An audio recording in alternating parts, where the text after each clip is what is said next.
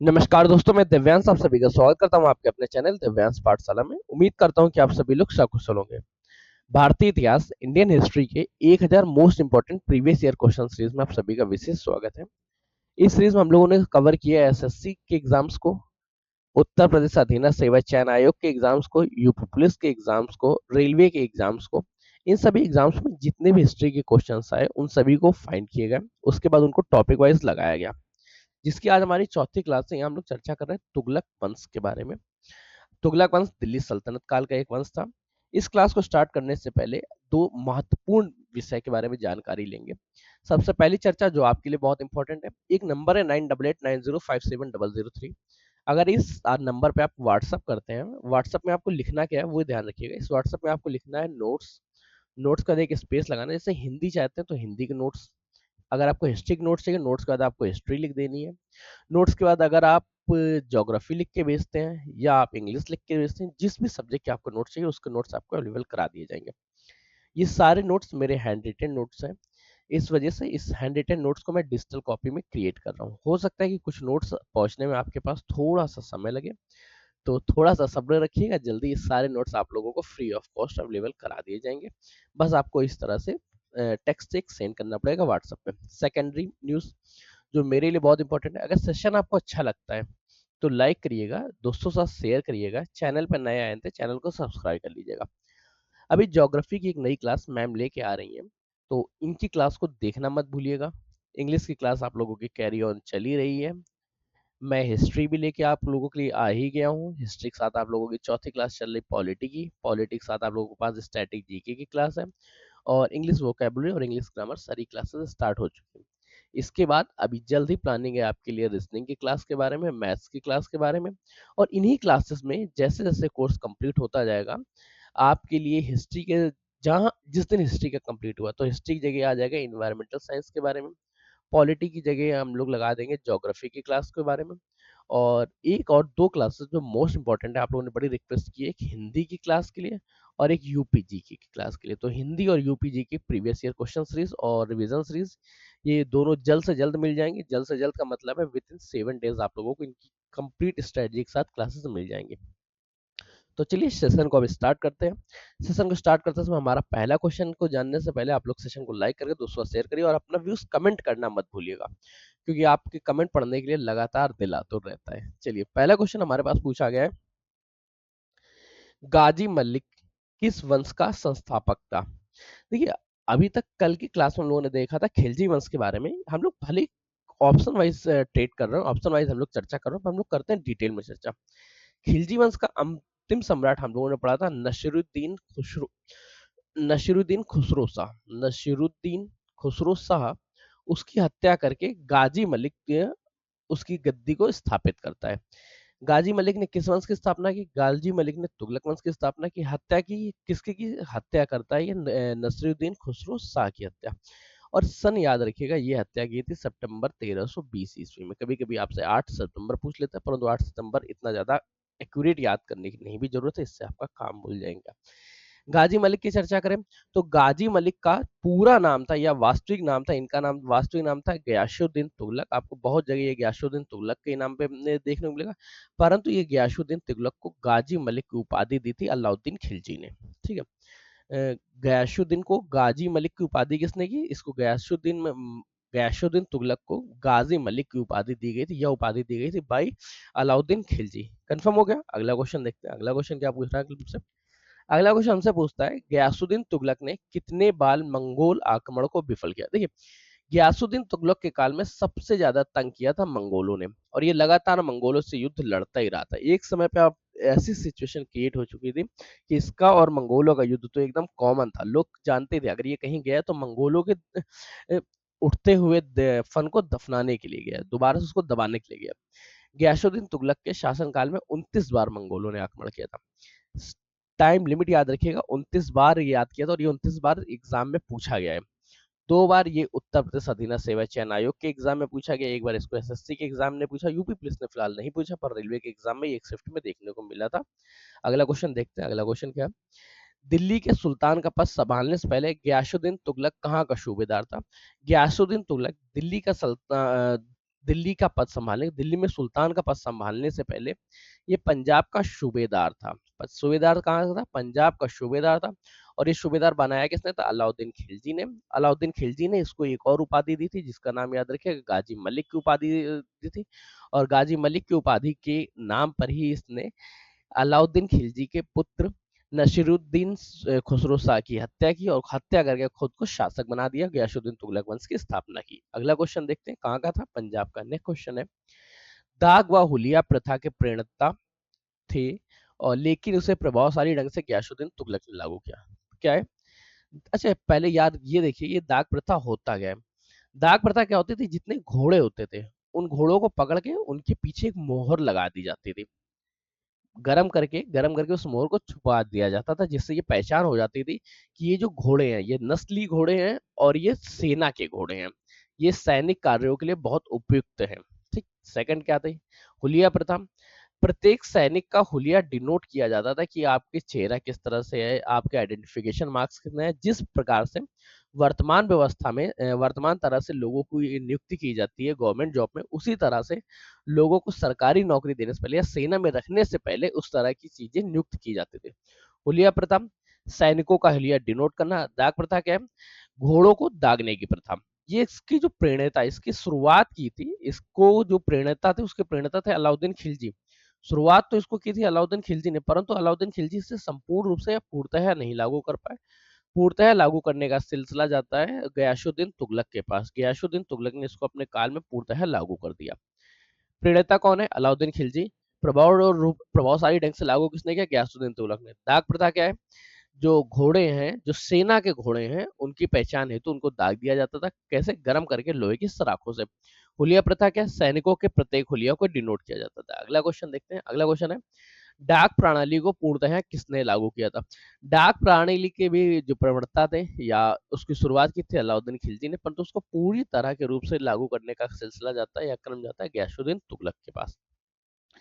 अगला क्वेश्चन है, निम्नलिखित सुल्तानों में से, अच्छा आप लोगों को मैं 5 सेकंड नहीं दे रहा हूँ ना, आप लोग एक काम करिएगा, मैं जब क्वेश्चन पढ़ता हूँ उसी बीच में आप लोग क्वेश्चन को एनालिसिस करके अपना जवाब कमेंट कर सकते हैं, क्योंकि मेरा मुख्य मकसद रहता है कि कम से कम समय में आपको ज्यादा से ज्यादा नॉलेज दिया जाए। अगला क्वेश्चन है, निम्नलिखित सुल्तानों में से किसने कृषि आपदा, अकाल, अनावृष्टि की स्थिति में राजस्व की छूट देने की नीति अपनाई? मतलब अगर कोई भी विपत्ति आ जाती है जिस वजह से अनाज का उत्पादन नहीं हो पाता है, तो सुल्तान आपको राजस्व में छूट देता था, ताकि आपका भी सुचारू रूप से पालन पोषण हो सके। और एक बार इतना अकाल आ गया था कि इसने अपने सारे सारे शाही भंडार गृह भी लोगों के लिए खोल दिए थे। था कौन? नाम कंफर्म हो गया होगा, गयासुद्दीन तुगलक, इतना दानी आदमी। अगला क्वेश्चन है, बंगाल विजय, बंगाल अभियान विजय के बाद गयासुद्दीन तुगलक ने किसको संदेश भेजा कि उनके दिल्ली पहुंचने से पहले वह दिल्ली छोड़ दें? देखिए, गयासुद्दीन तुगलक के बारे में 2 पॉइंट याद रखिए जो आपको बहुत ज्यादा अच्छा लग जाएगा। गयासुद्दीन तुगलक के पुत्र थे मोहम्मद बिन तुगलक। गयासुद्दीन तुगलक के पुत्र कौन है? मोहम्मद बिन तुगलक। मोहम्मद बिन तुगलक। मोहम्मद बिन तुगलक के एक शिष्य, एक गुरु थे जिनको निजामुद्दीन औलिया कहते हैं। निजामुद्दीन औलिया से और मोहम्मद बिन तुगलक, इन दोनों के बीच में एकदम एंट्री का था, इन दोनों के बीच में बिल्कुल नहीं बनती थी। तो गयासुद्दीन तुगलक ने कहा था कि निजामुद्दीन औलिया जी, आप मेरे दिल्ली पहुंचने से पहले आप दिल्ली को छोड़ दीजिएगा। उस समय निजामुद्दीन औलिया ने बहुत कंट्रोवर्शियल जवाब दिया, हुनूस दिल्ली दूरस्थ है, हुजूर दिल्ली अभी दूर है। और उसके बाद होता भी वही है, जैसा उन्होंने कहा था कुछ वैसा ही होता है, हुनूस दिल्ली दूरस्थ है। निजामुद्दीन औलिया ने जब ये बात प्रकट की उनके सैनिकों से, हुनूस दिल्ली दूरस्थ अस्ते, हुजूर दिल्ली अभी दूर है। गयासुद्दीन तुगलक वापसी के दौरान दौलताबाद नामक एक स्थान पे एक लकड़ी के महल के अंदर विश्राम कर रहे थे रात्रि के समय, और इस विश्राम के समय एक हाथी डांस का आयोजन किया, और हाथी की डांस करते समय यह महल गिर गया और गयासुद्दीन तुगलक की उसमें मृत्यु हो गई। एक कंट्रोवर्सी भी यहाँ पे जुड़ी हुई है कि ये इस डांस का आयोजन मोहम्मद बिन तुगलक ने किया था, और मोहम्मद बिन तुगलक ने इनको मारने हेतु ये कंप्लीट स्ट्रेटजी बनाई थी। ये कंट्रोवर्सी है जो लगातार सामने आता है, तो याद रखिएगा। कंट्रोवर्सी आपसे नहीं पूछी जाएगी, आपसे केवल और केवल फैक्चुअल डाटा ही पूछा जाएगा। गयासुद्दीन तुगलक की मृत्यु कैसे हुई? लकड़ी के महल के गिरने पे। वो भी लकड़ी का महल कब गिरता है? जब गयासुद्दीन तुगलक दिल्ली पहुंचने से पहले दौलताबाद नामक स्थान पे, कहाँ पे? दौलताबाद नामक स्थान पे रात्रि विश्राम के लिए रुकते हैं, और विश्राम के समय हाथी डांस का आयोजन किया जाता है। लकड़ी के महल में हाथी के डांस का आयोजन किया गया। ठीक। अगला क्वेश्चन है, गयासुद्दीन तुगलक की मृत्यु के बाद दिल्ली की गद्दी पे कौन बैठा? उनका पुत्र मोहम्मद बिन तुगलक। कंफर्म हो गया। गयासुद्दीन तुगलक का पुत्र मोहम्मद बिन तुगलक गयासुद्दीन तुगलक की मृत्यु के बाद दिल्ली की सल्तनत पर बैठा है, दिल्ली की गद्दी पे बैठा। दिल्ली सल्तनत का सर्वाधिक विद्वान शासक जो खगोल शास्त्र, गणित, आयुर्विज्ञान सहित अन्य विधाओं में भी माहिर था। इसके बारे में एक बहुत अच्छी बात है कि बहुत अच्छा लिखता था, ये सुलेखन कला में एक्सपर्ट था, एकदम बड़ी सुंदर सुंदर राइटिंग लिखता था। मेरी राइटिंग बहुत अच्छी है, मेरी राइटिंग के बारे में तारीफ मत करना। दिल्ली सल्तनत काल का एकमात्र ऐसा इतना योग्य शासक था मोहम्मद बिन तुगलक। इसके बारे में कई और विरोधाभासों का मिश्रण। ये जितना बुद्धिमान था, ये सोचता तो बहुत कुछ था, परंतु उसका जब कभी भी इसने उसको काम पे किया या जो भी इसने सोचा वो इसी के अगेंस्ट में रहा। इसने एक राजधानी परिवर्तन कराया, बहुत घटिया।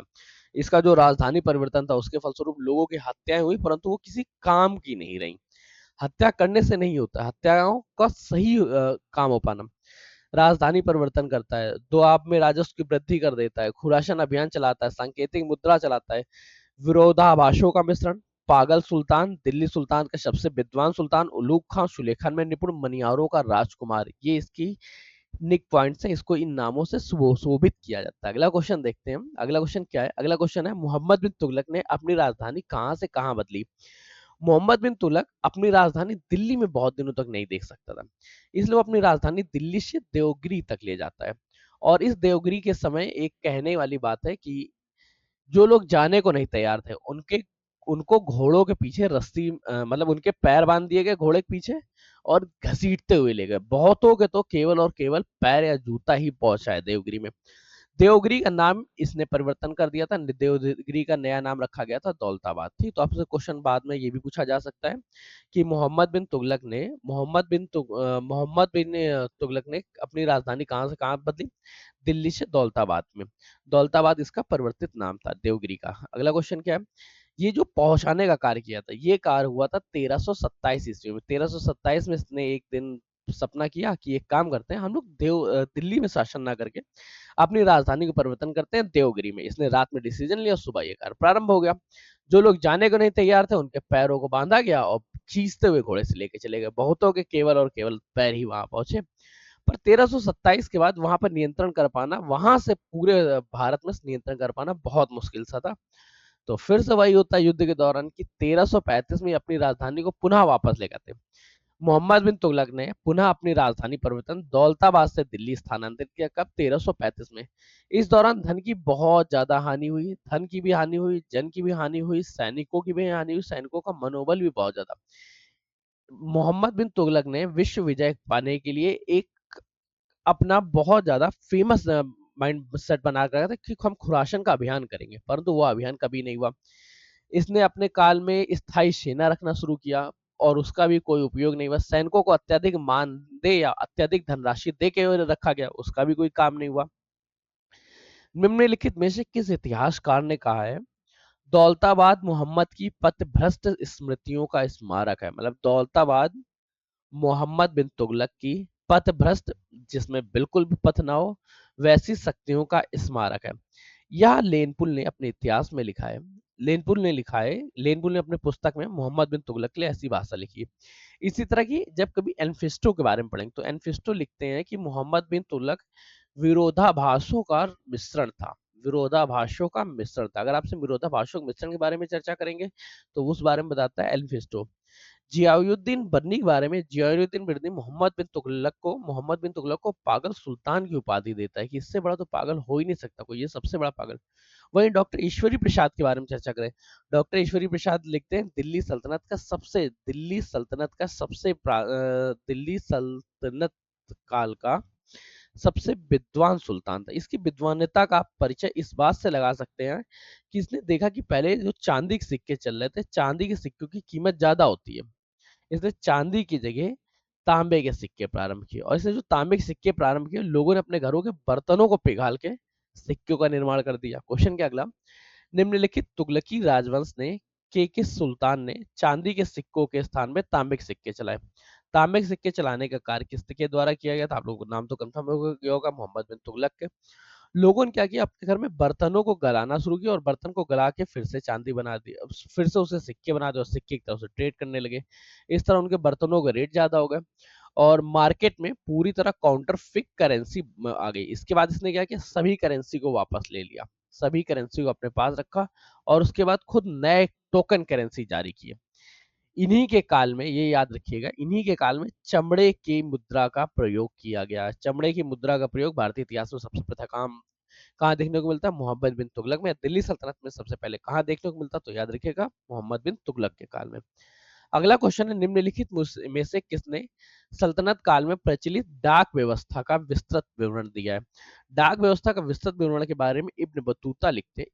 बतूता थे क्या? इब्न बतूता उत्तरी अफ्रीका का एक यात्री था जो 14वीं शताब्दी में भारत पहुंचता कब? 14वीं शताब्दी में। और उसने देखा क्या, मोहम्मद बिन तुगलक का यहाँ प्रशासन काल, और उसने इनके बारे में लिखा कि यहाँ पे डाक व्यवस्था बहुत ज्यादा प्रचलित थी। अगला क्वेश्चन देखते हैं। ओह चलिए, क्वेश्चन कंप्लीट हो गए। चलिए, आपको ये सेशन कंप्लीट कैसा लगा? आप लोग कमेंट करके बताइएगा। फिर से आप लोगों के लिए एक न्यूज 9889057003, किसी भी सब्जेक्ट के पीडीएफ चाहिए आप लोग पीडीएफ मांग सकते हैं। कुछ पीडीएफ को हैंड रिटन है, इस वजह से उन्हें डिजिटल कॉपी बनाने में कुछ समय लग रहा है।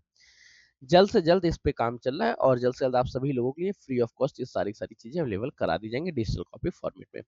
सेशन अच्छा लगा हो तो सेशन को लाइक करिएगा, दोस्तों शेयर करिएगा। चैनल पर नया है तो चैनल को सब्सक्राइब कर लीजिएगा, या अभी तक सब्सक्राइब नहीं किया सब्सक्राइब करें, क्योंकि आपका एक सब्सक्रिप्शन हमारे लिए मोटिवेशन का और आपका सिलेक्शन के प्रति एक नया कदम होता है। तब तक के लिए सेशन को यहीं रख रहे हैं, तब तक के लिए कीप स्टडिंग कीप स्माइलिंग, पढ़ते रहिए मुस्कुराते रहिए। पढ़ाई मुस्कुराहट एक साथ अच्छी लगती है, अकेले में दोनों या दूर हैं। धन्यवाद दोस्तों।